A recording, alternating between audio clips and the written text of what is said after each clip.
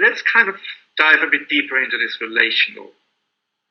We sort of look at this, because I mean, Jill Sharper's object relations, which isn't quite the same as relational. What does it mean in relational terms? The use of the therapist self. It's a good question because there's you can make a forensic analysis of a whole set of different sets of theories, and this is basically what Greenberg and Mitchell did in their original object relations and psychoanalysis book.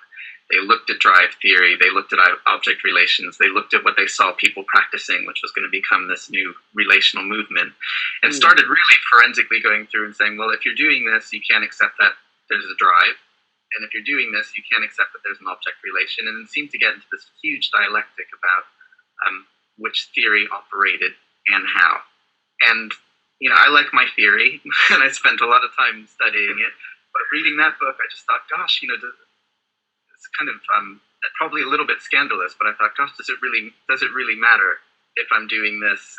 Am I really saying there's no such thing as a drive? And if I'm doing this, does it really say there's no such thing as an object relation? I think you can have both. I think people have internal worlds and they have between worlds.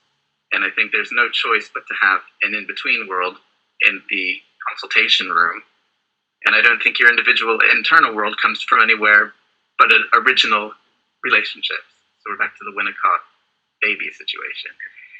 And I think it's a very tough balance, but I think the relational act, and my relational act in a sense, is to understand that there's something happening in the in-between, and there's something happening in you, and there's something happening in me.